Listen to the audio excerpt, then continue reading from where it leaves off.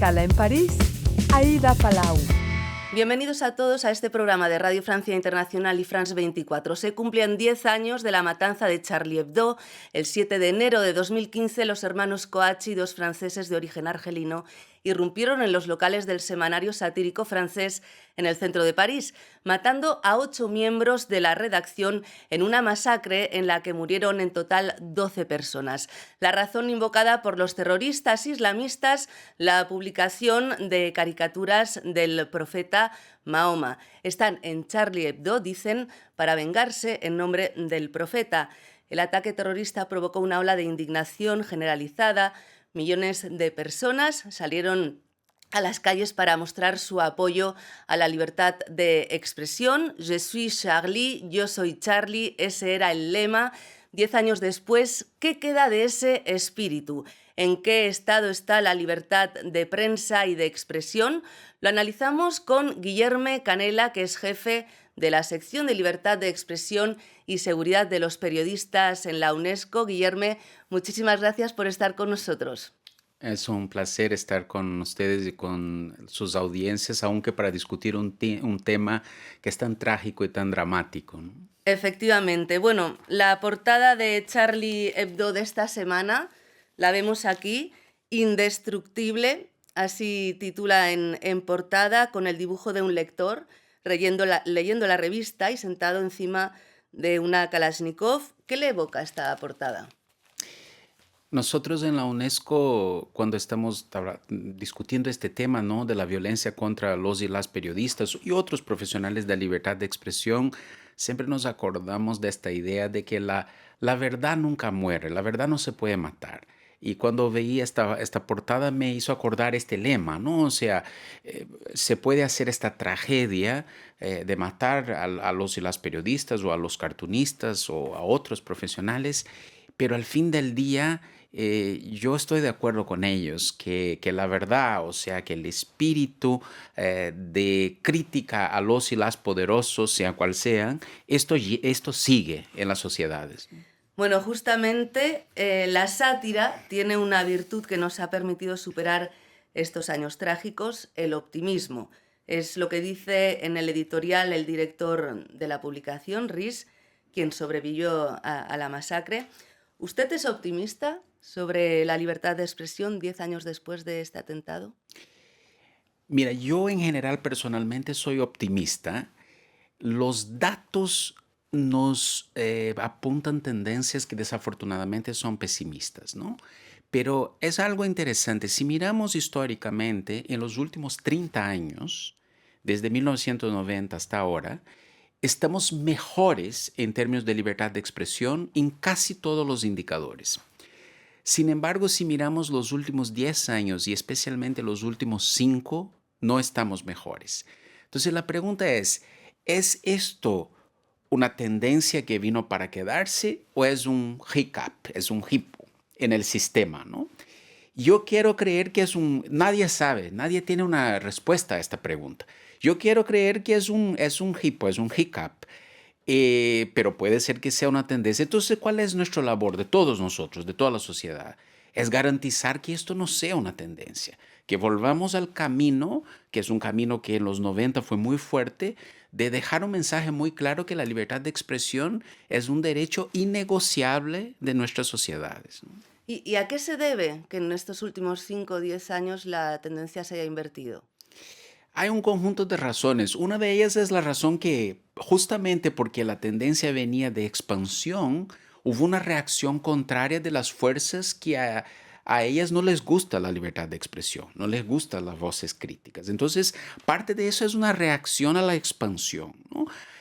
Parte de eso es la novedad de los espacios digitales, donde por un lado sí se expandió mucho las voces que hablan, pero también se expandió mucho la tendencia de generar violencias por el espacio digital, especialmente contra ustedes, mujeres periodistas. Y violencias estas que no raro se convierten en violencias en el mundo físico, ¿no? Entonces, los ataques a la libertad de expresión que hace algunos años eran ataques sobre todo físicos, que evidentemente es un problema, los asesinatos, la violencia física, hoy lo que ha pasado es que han se sofisticado enormemente.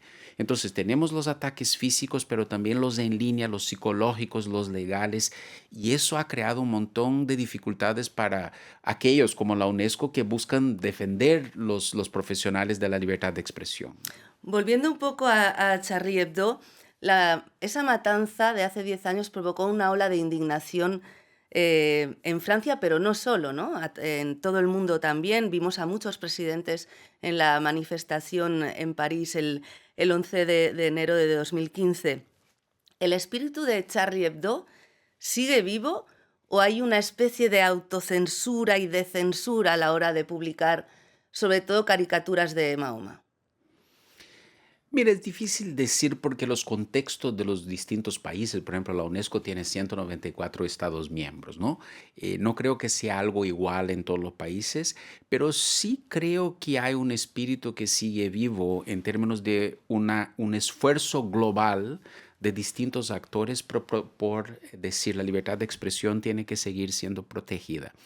Ahora, lo que sí me deja muy preocupado es que siguen matando periodistas por ahí y no vemos las mismas movilizaciones sociales en contra de estos fenómenos, ¿no? Y eso la sociedad tiene que entender que una violencia contra la libertad de expresión es una violencia contra, por ejemplo, estas 12 personas que murieron en este ataque, porque la libertad de expresión es un derecho individual de estas 12 personas, pero también es un derecho colectivo, es una violencia contra toda la sociedad. Y eso fue lo que entendieron los franceses y otros que fueron a la calle en aquel momento. Si nosotros perdimos esta perspectiva de que cuando matan a un periodista, lo están coartando la violencia, la libertad de expresión de este periodista, pero también de toda su Y de un comunidad. valor de la democracia, ¿no? Exacto. Entonces, esto sí nos deja muy preocupado, que la reacción de las sociedades no está siendo tan fuerte como fue en aquel momento, o cuando, por ejemplo, murió el periodista Jan Cusack, que la sociedad también salió a la calle, en África otros, o Tim López en Brasil.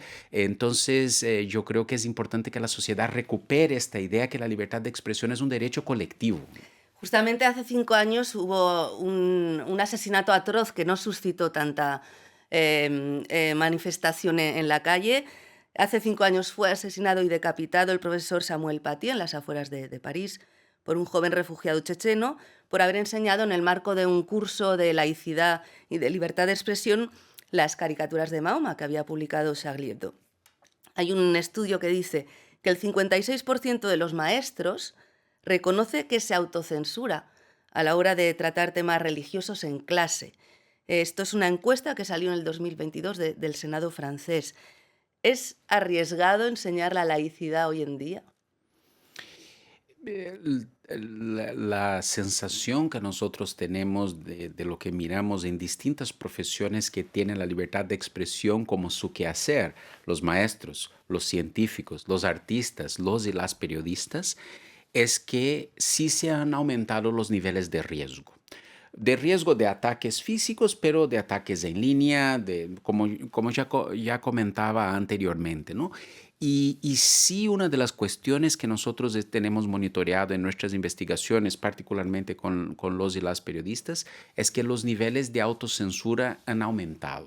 Entonces, doy un ejemplo muy, muy importante. El año pasado hicimos una investigación con los y las periodistas de 129 países que cubren temas ambientales. Unos 70% de ellos nos dijeron que ya sufrieron algún tipo de violencia. Y de estos, casi unos 70% dijeron que su decisión en algunos momentos fue autocensurarse. Y claro, esto es gravísimo y de nuevo es lo que la sociedad tiene que entender, porque esta autocensura lo que hace es perjudicar el derecho colectivo a la información. Vamos con otros datos que me parecen interesantes. Con motivo de los 10 años de la matanza, se ha publicado una encuesta en la que se subraya que el 76% de los franceses estima que la libertad de expresión es un derecho fundamental y que la caricatura forma parte de esa libertad de expresión. Eso es importante porque en 2012 ese porcentaje era mucho más bajo, del 58%. Pero Hay otro dato en esa encuesta que es bastante preocupante. El 32% de los jóvenes menores de 35 años cree que no se puede decir ni caricaturizar nada amparándose en la libertad de expresión, y ese porcentaje era solo del 21%, es del 21% entre los que tienen 35 y 64 años. ¿Eso quiere decir que estamos ante una fractura generacional? O sea, es un dato de preocupación, ¿no? Por eso es tan importante introducir la discusión de la libertad de expresión en el espacio de formación de los niños, niñas, adolescentes y jóvenes. Comprender qué significa este derecho, Aunque ¿no? se arriesguen a que... Aunque yo diría la cuestión general es muy importante porque es fundamental que la gente entienda que la libertad de expresión es sobre aceptar aquel discurso de lo cual no nos gusta, con lo cual no estamos de acuerdo. Aceptar la libertad de expresión de las cosas que estamos de acuerdo es fácil. Es difícil es aceptar aquello que a veces incluso nos genera enojo. Ojo, es importante decir que la libertad de expresión no es un derecho absoluto. Hay limitaciones, pero estas limitaciones tienen que ser aquellas que están allá en la Declaración Universal de los Derechos Humanos. En las leyes de... Exactamente, ¿no? Bueno, nos queda ya muy poquito tiempo y no quería despedirme sin hablar un poco del estado de la cuestión en América Latina. ¿Vemos en América Latina que se censuren críticas a la religión, por ejemplo? Lo que está pasando en América Latina y en otros lugares, sobre todo en los últimos años, es que hay una ola conservadora que ha buscado, entre otras cosas, hacer una ola contraria a los discursos que hacen críticas a las religiones. Afortunadamente, nada parecido con esto de ir a la violencia, de matar, pero sí hay relatos de exposiciones artísticas en museos que criticaban religiones que fueron canceladas por presión de grupos conservadores. Hay distintos ataques en línea contra aquellos que hacen esta discusión. Y eso tiene un pano de hondo mucho más grave, que es aquellos que tienen posiciones de poder, sean líderes religiosos o políticos o los celebridades o etcétera, están haciendo una narrativa contra el periodismo, la caricatura, como espacios centrales de las democracias. Y eso es muy peligroso, porque eso puede generar como que una ventana de oportunidades a aquellos y aquellas que quieren atacar la libertad de expresión. Bueno, pues esperemos recuperar esa capacidad de crítica y de reírnos, ¿no?, sin sentirnos ofendidos. Muchísimas gracias, Guillermo Canela, jefe de la sección de Libertad de Expresión y Seguridad de los Periodistas en la UNESCO. Muchas gracias, un gusto. Y muchas gracias a todos ustedes por habernos acompañado. Ya saben que también nos pueden seguir por internet en rfimundo.com y en france24.com. Hasta pronto, amigos.